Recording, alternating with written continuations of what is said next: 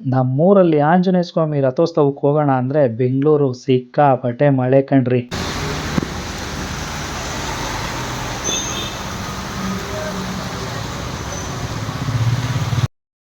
ಅಂತೂ ಇಂತೂ ಮಳೆಯನ್ನು ಬಿಟ್ಟು ಬೈಕ್ ತೆಗೆಯೋಣ ಅಂದರೆ ಇನ್ನೂ ಸೋನೆ ಮಳೆ ಬೀಳ್ತಾ ಇತ್ತು. ಈ ಮಳೆಯಲ್ಲಿ ಹೋದರೆ 100% ಊರಿಗೆ ಹೋಗೋಷ್ಟೊತ್ತಿಗೆ ನಾನು ಪೂರ ನೆನೀತೀನಿ ಅಂತ ಗೊತ್ತಿತ್ತು. ಹಾಗಾಗಿ ನಮ್ಮ ಫ್ರೆಂಡ್ಗೆ ಕಾರ್ ತಗೋಬಾ ಅಂತ ಸಜೆಸ್ಟ್ ಮಾಡಿದೆ. ಅವನೇನೋ ಕಾರ್ ತಗೊಬಂದ. ಆದರೆ ಆ ಕಾರ್ ತಗೊಬಂದಿದ್ದ ಅನುಭವದಲ್ಲಿ ಟ್ರಾಫಿಕ್ ಜಾಮು. ಏನು ಮಾಡ್ತೀರಾ, ಕಿಲೋಮೀಟ್ರ್ ಗಟ್ಟಲೆ ನಿಂತಿತ್ತು ಅಂದರೆ ಹೇಳ್ಬಾರ್ದು ಅಷ್ಟು ಜಾಮು. ಕೊನೆಗಂತೂ ಇಂತೂ ಸಿಟಿಯಿಂದ ಹೊರಗಡಿಕೆ ಜಾಮಿಂದ ತಪ್ಪಿಸ್ಕೊಂಡು ಬಂದ್ವಿ. ಆದರೆ ಇಷ್ಟೊಂದು ಟ್ರಾಫಿಕ್ ಆಗುತ್ತೆ ಮಳೆ ಬಂದು ನಿಂತರೆ ಅಂತ ಫಸ್ಟ್ ಟೈಮ್ ಕಣ್ರಿ ನನಗೆ ಅನುಭವ ಆಗಿದ್ದು. ಅದಾದಮೇಲೆ ರಾತ್ರಿ ಹೋಗಿ ಮಲಗಿದ್ದು ಬೆಳಗ್ಗೆ ಫ್ರೆಶ್ ಅಪ್ ಆಗಿ ನೋಡಿ ನಮ್ಮ ಬಾಸ್ ನಮ್ಮೂರ ಕಾಯೋ ದೊರೆ ಶ್ರೀ ವೀರಾಂಜನೇಯ ಸ್ವಾಮಿ ದರ್ಶನ ಮಾಡ್ಕೊಂಡ್ವಿ. ಹಂಗೆ ಬನ್ನಿ.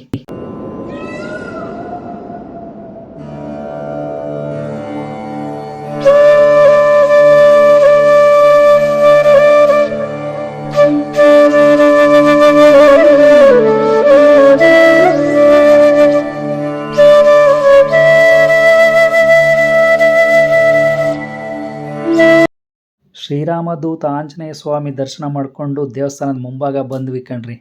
ಅದೇ ಮುಂಭಾಗದಲ್ಲಿ ರಾಜಬೀದಿಯಲ್ಲಿ ಒತ್ತು ಮೆರವಣಿಗೆ ಮಾಡೋಕ್ಕೆ ಸಿದ್ಧಗೊಳ್ತಿರುವಂಥ ಹೂವಿನ ತೇರು ಕಣ್ರಿ. ಅದು ನಮ್ಮ ಭಗವಾನ್ ಶ್ರೀ ವೀರಾಂಜನೇಯನ ಒತ್ತು ತಿರುಗುವಂಥ ಹೂವಿನ ಪಲ್ಲಕ್ಕೆ ಸಿದ್ಧಗೊಳ್ತಾ ಇದೆ ನೋಡಿ.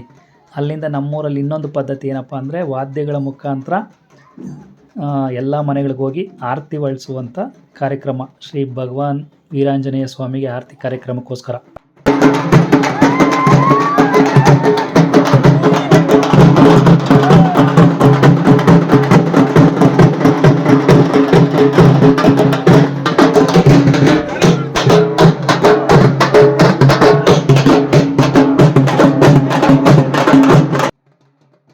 ಅದ್ರ ಜೊತೆಯಲ್ಲಿ ನಾವು 2 ಗುಂಪುಗಳನ್ನಾಗಿ ಮಾಡ್ಕೊಂಡ್ವಿ ಆರತಿ ಹೊಳ್ಸೋ ಕಾರ್ಯಕ್ರಮಕ್ಕೆ. ಯಾಕಂದರೆ ಒಂದು ಗುಂಪಾದರೆ ತುಂಬ ತಡ ಆಗೋಗ್ಬಿಡುತ್ತೆ ಆರತಿ ಹೊಳ್ಸೋದಕ್ಕೆ ಅಂತ.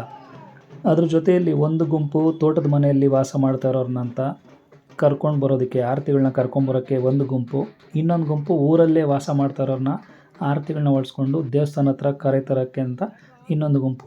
ಹೀಗೆ 2 ಗುಂಪುಗಳನ್ನು ನಾವು ವಿಂಗಡಣೆ ಮಾಡಿಕೊಂಡು ಸೀದಾ ದೇವಸ್ಥಾನದ ಕಡೆಗೆ ಹೊರಟ್ವಿ.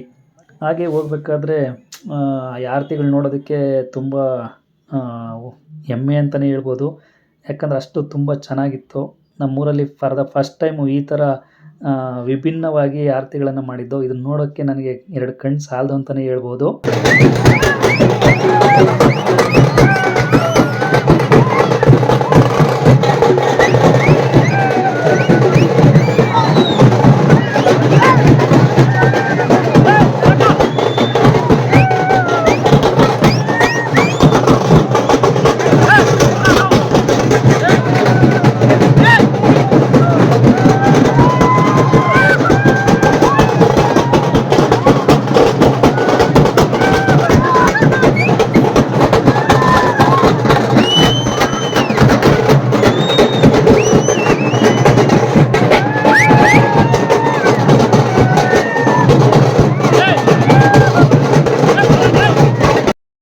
ಹಳ್ಳಿಗಳಲ್ಲಿ ಸರ್ವೇಸಾಮಾನ್ಯವಾಗಿ ಆರತಿಗಳು ಅಂದರೆ ಜಗಳ ಇವೆಲ್ಲ ಕಾಮನ್ ಆಗಿದ್ದೇ ಇರುತ್ತೆ.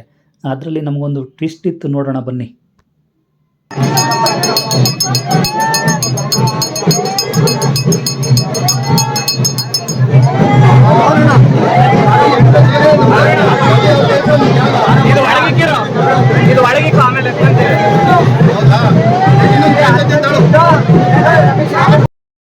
ಈಗ ನೋಡಿದ್ರಲ್ಲ ವಿಡಿಯೋದಲ್ಲಿ, ಅದೇ ಟ್ವಿಸ್ಟು. ಏನಪ್ಪ ಅಂದರೆ ಆರತಿ ಹೊತ್ಕೊಂಡಿರೋರು ಮುಂದೆ ಹುಡುಗರೆಲ್ಲ ಡ್ಯಾನ್ಸ್ ಮಾಡ್ತಾಯಿದ್ರಲ್ಲ ಡ್ರಮ್ ಸೌಂಡ್ಗೆ. ಹಾಗಾಗಿ ಎಲ್ಲಿ ಆ ಹೆಣ್ಮಗು ಮೇಲೆ ಬಿದ್ದುಬಿಟ್ಟು ಆರತಿ ಎಲ್ಲ ಕೆಳಗೆ ಬಿದ್ದೋಯ್ತೇನೋ, ಅದಕ್ಕೆ ಕಿರ್ಚಾಡ್ತಾ ಇದ್ದಾರೆ ಅಂದ್ಕೊಂಡ್ವಿ. ಆದರೆ ಅದು ಸುಳ್ಳು. ಆ ಹೆಣ್ಮಗು ಮೇಲೆ ಮಾರಮ್ಮ ತಾಯಿ ಬಂದಿತ್ತು. ನನಗೆ ಮಾತ್ರ ಯಾಕೆ ಜಾತ್ರೆ ಉತ್ಸವ ಮಾಡ್ತಾಯಿಲ್ಲ, ನಮ್ಮ ಅಣ್ಣ ಆಂಜನೇಯ ಸ್ವಾಮಿಗೆ ಮಾತ್ರ ಮಾಡ್ತಾಯಿದ್ದೀರಾ, ನನಗೂ ಮಾಡಿ ಅಂತ ಬಿಟ್ಟು ಕೇಳ್ಕೊತಾ ಇರ್ಬೇಕಾದ್ರೆ ನಮ್ಮ ಗ್ರಾಮಸ್ಥರೆಲ್ಲನೂ ಆಯ್ತಮ್ಮ ನಿನಗೂ ಆದಷ್ಟು ಬೇಗ ಉತ್ಸವ ಮಾಡ್ತೀವಿ ಅಂತ ಅಲ್ಲಿ ಒಂದು ಒಪ್ಪಿಗೆ ಕೊಟ್ಟರು.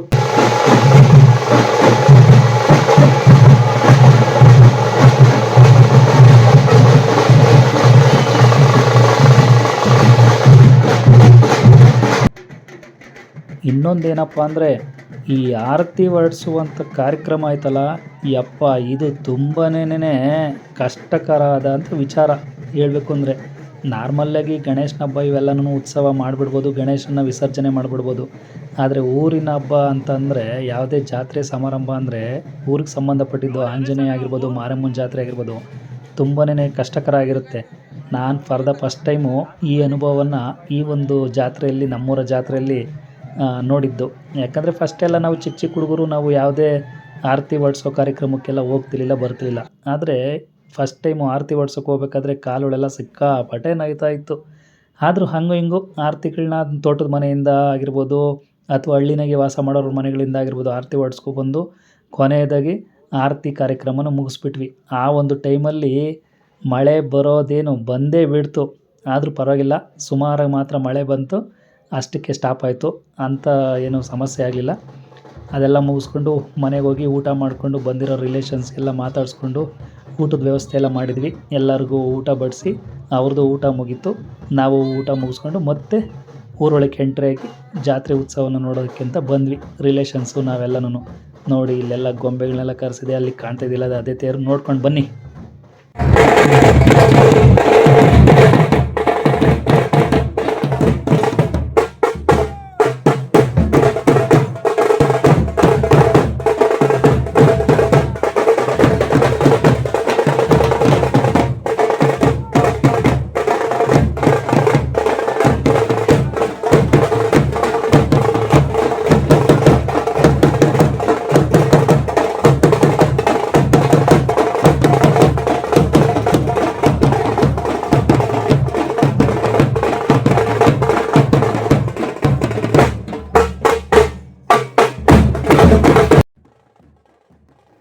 ಯಾವ ಹಳ್ಳಿಗಳಲ್ಲಿ ಊರಹಬ್ಬ ಅಂದರೆ ಯಾವ ಥರ ಇರುತ್ತೆ ಅಂತ ಗೊತ್ತಿಲ್ಲ. ಆದರೆ ನಮ್ಮ ಹಳ್ಳಿ ಬಗ್ಗೆ ಹೇಳಬೇಕು ಅಂದರೆ ತುಂಬಾ ಇದೆ.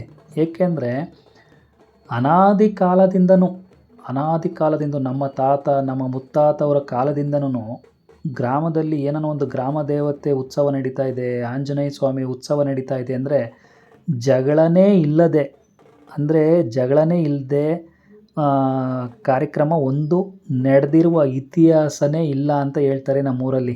ನಮ್ಮ ತಂದೆಯವರಾಗಿರ್ಬೋದು, ಊರಿನ ಹಿರಿಯ ನಾಗರಿಕರು ಏನಿದ್ದಾರೆ ನಮ್ಮ ಗ್ರಾಮಸ್ಥರು, ಅವ್ರು ಹೇಳೋದೇ ಹಂಗೆ, ಲೇ ಅಪ್ಪಯ್ಯ, ನಾವೆಲ್ಲ ಹುಡುಗರಾಗಿರ್ಬೇಕಾದ್ರೆ ನಾವು ಅವಾಗೆಲ್ಲ ಉತ್ಸವ ಮಾಡಬೇಕಾದ್ರೆ ಜಗಳನೇ ಇಲ್ದಿದ್ದಂಗೆ ಒಂದು ಸರಿಗೂ ಊರಲ್ಲಿ ಜಾತ್ರೆ ಮಹೋತ್ಸವ ಮಾಡೇ ಇಲ್ಲ. ಪ್ರತಿಯೊಂದು ಹಂತದಲ್ಲೂ ಜಗಳಗಳು ಅವು ಇವು ನಡೀತಾನೇ ಇರ್ತಿತ್ತು.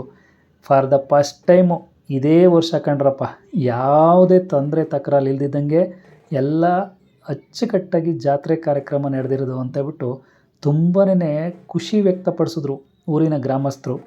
ಅದು ನಮಗೆ ಒಂದು ಸಂತಸದ ವಿಚಾರ ಅಂತಲೇ ಹೇಳ್ಬೋದು.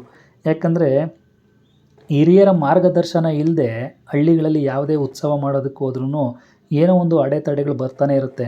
ಅದಕ್ಕೋಸ್ಕರ 2-3 ತಿಂಗಳಿಂದ ಮುಂಚೆನೇ ಒಂದು ಪ್ಲ್ಯಾನ್ ಮಾಡಿ ಪ್ರಿಪ್ರೇಷನ್ ಮಾಡಿಕೊಂಡು ಪ್ರತಿ ಹಂತದಲ್ಲೂ ಏನು ಮಾಡಬೇಕು, ಏನು ಬಿಡಬೇಕು ಅನ್ನೋದನ್ನು ಗ್ರಾಮಸ್ಥರನ್ನೆಲ್ಲ ಕಲೆ ಹಾಕಿ ಅವ್ರ ಜೊತೆ ಚರ್ಚೆ ಮಾಡಿ, ಮಾತುಕತೆ ಮಾಡಿ, ಹಂತದಲ್ಲೂ ಏನೇನು ಮಾಡಬೇಕು ಅನ್ನೋದನ್ನು ಕೇಳಿಕೊಂಡು ಇವತ್ತು ಈ ಒಂದು ಸಡಗರ ಸಂಭ್ರಮ, ಈ ಒಂದು ಉತ್ಸವ ಇಷ್ಟು ಅದ್ಧೂರಿಯಾಗಿ ಮಾಡೋದಕ್ಕೆ ಒಂದು ಅವಕಾಶ ಸಿಕ್ಕಿದೆ ಅಂತಂದರೆ ಅದು ಊರಿನ ಹಿರಿಯ ಗ್ರಾಮಸ್ಥರ ಕೊಡುಗೆ ಅಂತಲೇ ಹೇಳ್ಬೋದು. ಯಾಕಂದರೆ ಅವರು ಅನುಭವಗಳನ್ನು ಹಂಚ್ಕೊಂಡಿದ್ದಕ್ಕೆ ನಾವಿವತ್ತು ಈ ಥರ ಒಂದು ಜಾತ್ರಾ ಮಹೋತ್ಸವ ಮಾಡೋಕ್ಕಾಯ್ತು ಅಂತ ನಾನು ಹೇಳೋಕ್ಕೆ ಇಷ್ಟಪಡ್ತೀನಿ.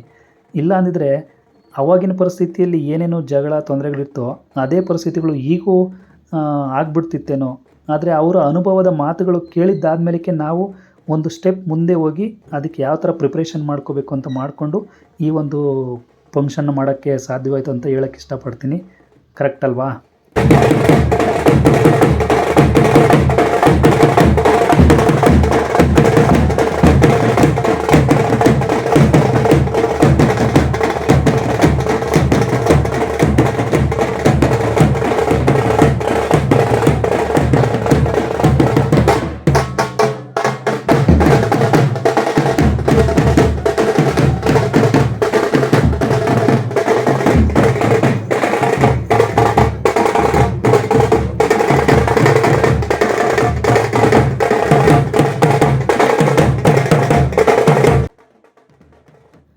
ಜಾತ್ರಾ ಮಹೋತ್ಸವ ಅಂದರೆ ಇವಾಗೆಲ್ಲ ಸರ್ವೇ ಸಾಮಾನ್ಯವಾಗಿ ಟ್ರೆಂಡಿಂಗ್ ಆಗೋಗ್ಬಿಟ್ಟಿದೆ. ಯಾಕೆಂದರೆ ಹಳ್ಳಿ ಆಗಿರ್ಬೋದು, ಅದು ಸಿಟಿ ಆಗಿರ್ಬೋದು, ಆ ಏರಿಯಾದಲ್ಲಿ ಏನಾದರೂ ಹಬ್ಬ ಉತ್ಸವ ಮಾಡಿದ್ದಾನೆ ಅಂದರೆ ಅವನಿಗಿನ್ನ ಒಂದು ಕೈ ಮೇಲೆ ನಾವು ಉತ್ಸವ ಮಾಡಬೇಕು, ಇನ್ನೂ ಗ್ರ್ಯಾಂಡಾಗಿ ಮಾಡಬೇಕು ಅನ್ನೋದು ಸಿಟಿಯಲ್ಲಿ. ಹಳ್ಳಿಗಳಲ್ಲೂ ಅಷ್ಟೇ, ಪಕ್ಕದ ಹಳ್ಳಿಯಲ್ಲಿ ಯಾರಾದರೂ ಚೆನ್ನಾಗಿ ಉತ್ಸವ ಮಾಡಿದ್ದಾರೆ, ದೇವ್ರ ಉತ್ಸವ ಅಂದರೆ ಅವ್ರಿಗಿನ್ನ ಒಂದು ಮೇಲೆ ಒಂದು ಸ್ಟ್ಯಾಂಡರ್ಡಾಗಿ ಇನ್ನೂ ಒಂದು ಕೈ ಮೇಲೆ ನಾವು ಚೆನ್ನಾಗಿ ಮಾಡೋಣ, ಗ್ರ್ಯಾಂಡಾಗಿ ಸೆಲೆಬ್ರೇಷನ್ ಮಾಡೋಣ ಅಂತ ಹಳ್ಳಿಗಳಲ್ಲಿ. ಏನೂ ಮಾಡೋಕ್ಕಾಗಲ್ಲ, ಜನ್ರೇಷನ್ ಈಗಿನ ಪರಿಸ್ಥಿತಿಯಲ್ಲಿ ಆಗಿದೆ. ಆದರೆ ಹಳೆ ಕಾಲದ ಅಜ್ಜಿ ತಾತಂದರು ನಿಮಗೆ ಹಳ್ಳಿಗಳಲ್ಲಿ ಹೋಗಿ ಕೇಳಿ, ನಿಮ್ಮ ಕಾಲದಲ್ಲಿ ಜಾತ್ರೆ ಮಹೋತ್ಸವ ಅಂದರೆ ಹೇಗಿರ್ತಿತ್ತು, ಏನಕ್ಕೆ ಮಾಡ್ತಾಯಿದ್ರಿ ಅಂತ ಕೇಳಿ. ಅವ್ರು ಹೇಳೋದು ಒಂದೇ, ನೋಡಪ್ಪ, ನಾವು ಗ್ರಾಮದಲ್ಲಿ ನೆಲೆಸಿರುವಂಥ ದೇವತೆಗಳಿಗೆ ನಾವು ಉತ್ಸವ ಮಾಡ್ತಿದ್ವಿ ನಿಜ. ಆದರೆ ಯಾಕೆ ಮಾಡ್ತಾಯಿದ್ವಿ ಅಂದರೆ ನಮಗೆ ಸಂತೃಷ್ಟಿಯಾಗಿ ಮಳೆ ಆಗಲಿ, ಕೈ ತುಂಬ ಬೆಳೆ ಸಿಗಲಿ, ರಾಸುಗಳಿಗೆ ಅಂದರೆ ದನ ಕರುಗಳಿಗೆ ಯಾವುದೇ ಕಾಯಿಲೆ ಕಷೇರೆ ಬರ್ದಂಗಿರಲಿ, ನಮ್ಮ ಕುಟುಂಬ ಸದಸ್ಯರುಗಳಲ್ಲಿ ಯಾವುದೇ ಥರ ರೋಗ ರುಜಿನಗಳು ಬರ್ದಂಗಿರಲಿ, ಮತ್ತು ಪ್ರೇತ ಪಿಶಾಚಿಗಳು ಊರೊಳಗೆ ಯಾವುದೇ ಥರ ನೆಗೆಟಿವಿಟೀಸ್ ಎಂಟ್ರಿ ಆಗ್ದಂಗಿರಲಿ, ನಮ್ಮ ಊರನ್ನು ಟೋಟಲಾಗಿ ಕಾಪಾಡ್ಕೊಳಪ್ಪ ಭಗವಂತ ಅಂತಬಿಟ್ಟು ಭಕ್ತಿ ಭಾವದಿಂದ ನಾವು ದೇವ್ರಿಗೆ ಏನೋ ಆರತಿಗಳು ಮಾಡೋದಾಗಿರ್ಬೋದು, ಉತ್ಸವ ಮಾಡೋದಾಗಿರ್ಬೋದು ಮಾಡ್ತಿದ್ವಿ ಅಂತೇಳ್ಬಿಟ್ಟು ಅವರು ಹೇಳ್ತಿದ್ರು. ಆದರೆ ಇವಾಗ ಇದೆಲ್ಲ ಟ್ರೆಂಡಿಂಗ್ ಆಗಿದೆ. ಯಾವತ್ತು ಸತ್ಯಕ್ಕೆ ಸಾವಿಲ್ಲ, ಸುಳ್ಳಿಗೆ ಸ್ಥಳವಿಲ್ಲ ಅನ್ನೋ ರೀತಿಯಲ್ಲಿ ಅದು ಭಗವಂತ ಯಾವುದೇ ಕಾಲ ಆಗಿರ್ಬೋದು, ಭವಿಷ್ಯತ್ ಕಾಲ ಆಗಿರ್ಬೋದು, ಭೂತಕಾಲ ಆಗಿರ್ಬೋದು, ಅದು ತ್ರೇತಾಯುಗ ಆಗಿರ್ಬೋದು, ಕಲಿಯುಗ ಆಗಿರ್ಬೋದು, ಭಗವಂತನೇ. ನಂಬಿಕೆ ಅನ್ನೋದೇ ಭಗವಂತ. ಸೊ ಅದೆಲ್ಲ ಅವರವರ ವಿಚಾರಕ್ಕೆ ಬಿಟ್ಟಿದ್ದು. ಸೊ ಇಷ್ಟೊಂದು ವಿಡಿಯೋ ಮಾಡೋದಕ್ಕೆ ನನಗೆ ಅವಕಾಶ ಮಾಡಿಕೊಟ್ಟಂಥ ನನ್ನ ಸ್ನೇಹಿತರುಗಳಿಗೆ ಹಾಗೂ ನಮ್ಮ ಗ್ರಾಮಸ್ಥರಿಗೆ ಎಲ್ಲರಿಗೂ ನಾನು ತುಂಬ ಹೃದಯದ ಧನ್ಯವಾದಗಳನ್ನು ತಿಳಿಸೋದಕ್ಕೆ ಇಷ್ಟಪಡ್ತೀನಿ. Thank you. ಜೈ ವೀರಾಂಜನೇಯ.